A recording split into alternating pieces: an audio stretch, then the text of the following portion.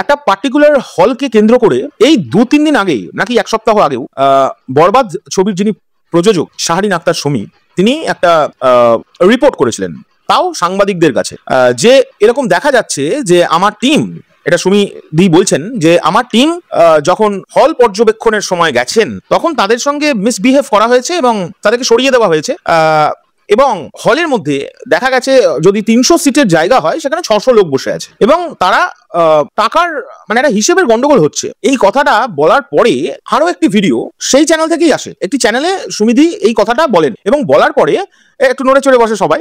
তা ইউটিউবে এই ফেসবুকে সকলে পোস্ট করার ফলে একটু গন্ডগোল পাকতে যাওয়ার আগেও ওই যে সংবাদ মাধ্যমকে সুমি দিদি ইন্টারভিউতে বলেছেন এই কথাটা, সেই সংবাদ মাধ্যম একটা ডিরেক্টলি 1-to-1 কনভারসেশনের অ্যারেঞ্জমেন্ট করেন এবং সেখানে আমি দেখতে পাই যে সিনেমা হলের মালিকের সম্পর্কে অ্যালিগেশন সুমি দিদি এনেছেন, তিনি পরিষ্কার বলেন, তাদের সঙ্গে কথাবার্তা হয়ে যায় যে একটা মিসআন্ডারস্ট্যান্ডিং হয়ে গেছে, all okay, everything is okay. But হঠাৎ কি এমন হলো গতকাল নাকি, আমি এখন যে কথাটা বলতে চলেছি সেই কথাটা কিন্তু আমি জানতে পারলাম আমাদের অনিক ভাই আছেন, সাকিবিয়ান অনিক ভাইয়ের কাছ থেকে আমি ডিটেলটা জানতে পারলাম, নাহলে আমি জানতেই পারতাম না। আমি অনিক ভাইকে জিজ্ঞেস করলাম আলাদা করে যে অনিক ভাই আমাকে একটু বুঝিয়ে দাও তো যে কি হয়েছে এক্স্যাক্টলি, আমি না তোমার পোস্টটা দেখে আমি বুঝতে পারিনি।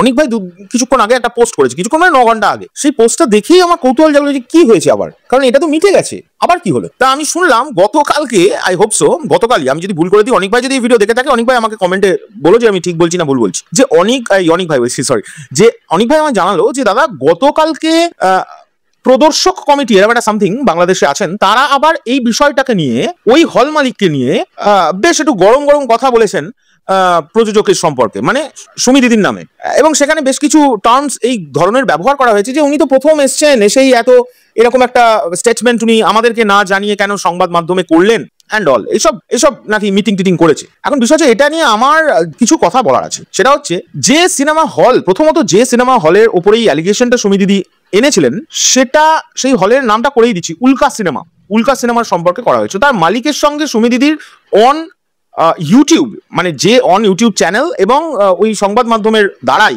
যে সংবাদ মাধ্যমে উল্কা সিনেমার হলের সম্পর্কে এই মন্তব্য করেন সুমি দিদি, সেই মালিককে সামনে রেখে সেই চ্যানেল কিন্তু অনেকগুলো বিষয়টা ক্লিয়ার করে দেয়। কিন্তু সাডেনলি হঠাৎ কি এমন ঘটলো যেটার জন্য আবার গতকালকে প্রদর্শক কমিটির মিটিং নাকি হয়ে সেখানে এরকম একটা মন্তব্য করা হলো? একটা অন্যরকমের রাজনীতির গন্ধ পাওয়া যাচ্ছে না নাকি? মেন জায়গায় নাকি মেন পয়েন্টেই সুমি দিদি হিট করে দিয়েছে, যে কারণে সত্যিটা সকলের সামনে চলে এসছে বলে অনেকের বেশ একটু প্রবলেম হচ্ছে নাকি? কারণ এই কমিটি, সমিতি, কমিউনিটি এসব করে এতদিনে তো একটার পর একটা সিঙ্গেল স্ক্রিন বন্ধ হতে শুরু হয়েছে।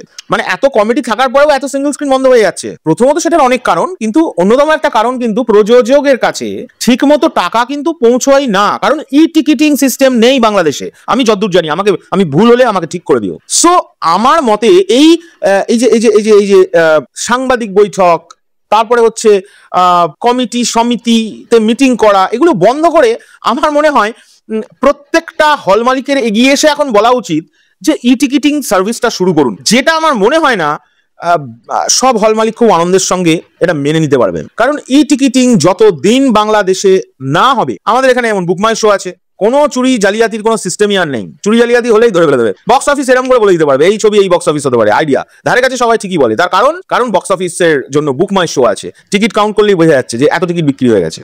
তো ই টিকিটিং সিস্টেমটাকে নিয়ে আমার মনে হয় একটু বেশি এই কমিটি সমিতি এদের মিটিং করা উচিত, রাদার দ্যান এই প্রযোজক কি বললো, প্রযোজক কোথায় বলবে? তিনি তো একজন মহিলা, তিনি কোথায় বলবেন? আপনাদের সমিতি কমিটিতে গিয়ে বলবে? তিনি তো একদম মোক্ষম জায়গায় হিটটা করেছে, দর্শককে জানিয়ে দিয়েছে যে বস, আমি যে পয়সা পাওয়ার দরকার, আমি মনে হচ্ছে এই হল থেকে সেই পয়সা আমি পাচ্ছি না, কারণ আমি গিয়ে দেখছি যে তার মনে হওয়া থেকে বলেছে, সে কিন্তু কখনোই বলেনি আমি পাচ্ছি না, সে বলেছে আমার মনে হচ্ছে আমি পাচ্ছি না।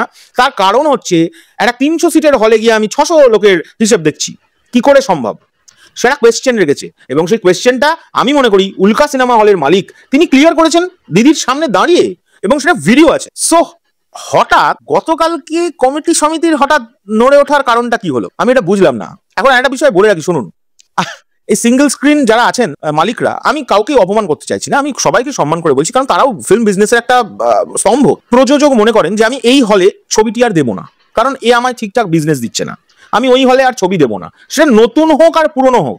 সেই প্রযোজক নতুন হোক আর পুরনো হোক, তার যদি বিজনেসে ভাই কোয়েশ্চেন ওঠে, মানে তার মনে যদি তার বিজনেস নিয়ে কোয়েশ্চেন ওঠে, সে তো অবশ্যই জানাবে পাবলিকলি।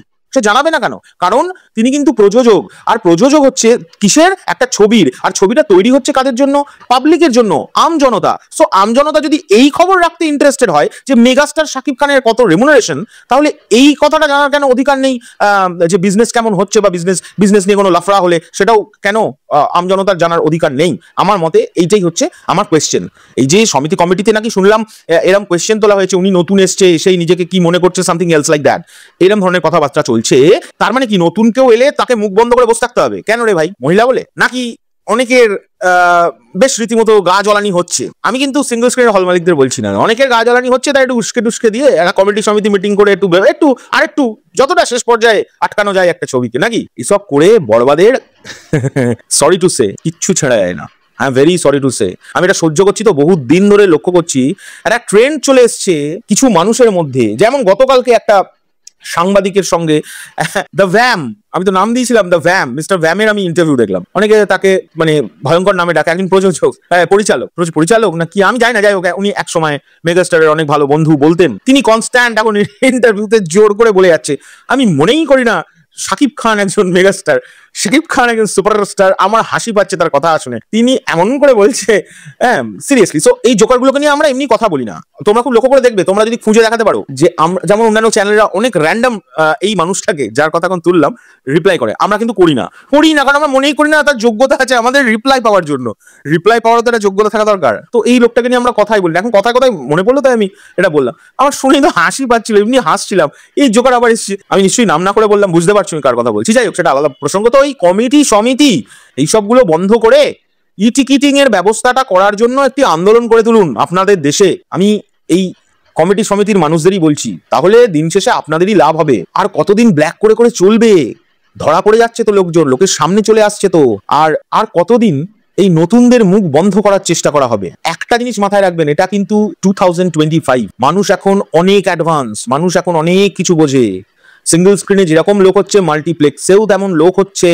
সো মাল্টিপ্লেক্সের কালেকশন ডবল হচ্ছে মানে অ্যাভারেজে বলছি, কারণ মাল্টিপ্লেক্সের টাকা বেশি, টিকিটের টাকা প্রচুর। মানুষ কিন্তু অত টাকার টিকিট কেটে হলে গিয়ে ছবি দেখছে বস। সেই জায়গায় দাঁড়িয়ে একটা নন এসি হলের যদি 60 টাকার টিকিট 600 টাকায় বেচে, এটা তো মানা যাবে না বস। এটা মানায়। টিকিটিং এর ব্যবস্থাটা তাড়াতাড়ি করে ফেলো। এসব সমিতি কমিটি, হ্যাঁ কমিউনিটি, এসব করে কিচ্ছু হবে না। Very sorry to say. আর এই যে ভদ্রমহিলা একটি ছবি দিয়েছে আপনাদের, যেটা দেখিয়ে আপনারা এই লাভবান হয়েছেন, তাকে সম্মান করতে শিখুন। Ultimately end of the day গিয়ে মাথায় রাখবেন, একজন মহিলা প্রযোজক এই লেভেলের পয়সা খরচা করে আপনাদের একটা বিজনেস দিয়েছে, যেখানে আপনাদের সারা বছর শাটার নামিয়ে বসে থাকতে হয়, সেখানে আপনারা কুড়ে কমে খাচ্ছেন। তো সেই মহিলাটার বিরুদ্ধে গিয়ে এমন কিছু মন্তব্য করে ফেলবেন না যাতে তার মনটাই একটু কষ্ট হয়। আর যদি আমি জানি না, আমি কিন্তু আমার তরফ থেকে বলছি, আমি সত্যি জানি না দিদি কি রিয়াক্ট করবেন এই কথাগুলো শুনলে। তার যদি একটু মনে মনে কষ্ট হয়ে গিয়ে মনে করেন যে আচ্ছা কোন হলের মালিকরা এরম বললো, ও এই হলটা এইগুলোতে আমি আমার সিনেমা দেবো না, তখন ওই শাটারটা তুলতে পারবেন তো? কারণ এখন যা যুগ চলে এসছে বস, স্ট্রিট ফর ট্যাট, তুমি যেমন দেবে তেমন পাবে। যাই হোক, আর বেশি কথা বলছি না, যেটা বলতে চাইলাম নিশ্চয়ই সবাই বুঝেছো। তোমরা কমেন্ট করে আমাকে জানিও আমি যদি কোনো ভুল কথা বলে থাকি, আর যদি ঠিক কথা বলে থাকি তাহলে অবশ্যই শেয়ার করে বন্ধুদের কাছে পাঠিয়ে দিও। এখনকার জন্য চললাম, আর আশা রাখবো ইন ফিউচার এই জিনিসপত্রগুলো বন্ধ হয়ে সকলে একসঙ্গে টিকিটিং এর উপরে জোর দিন। টিকিটিংটা আনতেই হবে দেশে, আপনাদের দেশে, বাংলাদেশের কথা বলছি। একবার টিকিটিং এনে দেখুন, আপনাদেরই লাভ হবে। এখনকার জন্য চললাম, টাটা।